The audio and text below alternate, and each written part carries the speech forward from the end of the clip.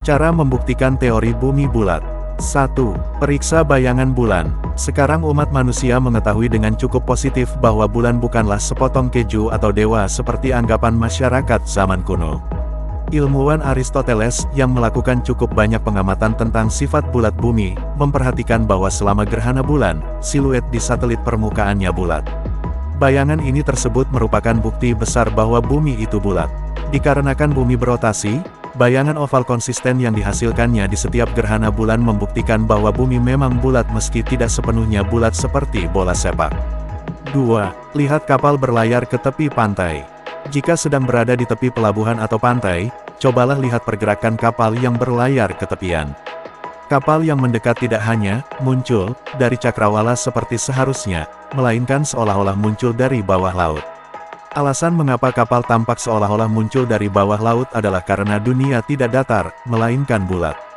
Hal ini bisa dibuktikan juga dari aktivitas beberapa serangga misalnya semut. 3. Perhatikan bintang. Pengamatan ini awalnya dilakukan oleh Aristoteles 384–322 SM, yang menyatakan bahwa bumi itu bulat dilihat dari konstelasi berbeda yang dilihat seseorang saat menjauh dari ekuator.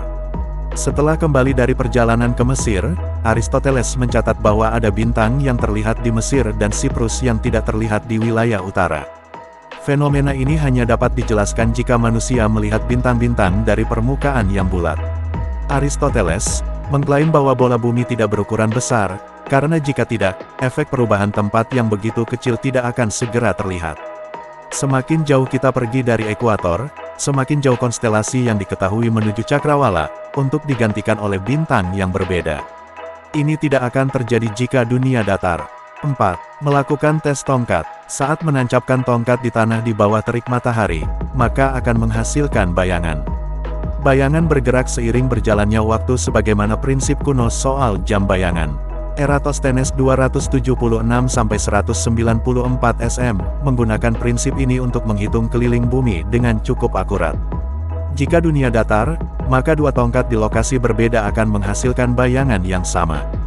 5. Mendaki bukit atau gunung. Cobalah berdiri di dataran tinggi yang datar, kemudian lihatlah ke depan menuju cakrawala. Dengan berdiri di gunung terutama di puncak gunung tertinggi, maka penglihatan kita terhadap permukaan bumi di bawah gunung tidak akan terlihat datar. Demikianlah bagaimana cara kita membuktikan bahwa bumi itu memang bulat. Bagaimana menurut Anda? Silahkan bandingkan teori ini dengan teori yang lain yang menyatakan bahwa bumi itu tidak bulat. Jika Anda merasa masih ragu, semoga video ini dapat memberi sedikit pengetahuan dan bermanfaat bagi Anda. Sampai jumpa pada video informasi selanjutnya dari channel ini. Sekian dan terima kasih telah meluangkan waktu untuk menonton.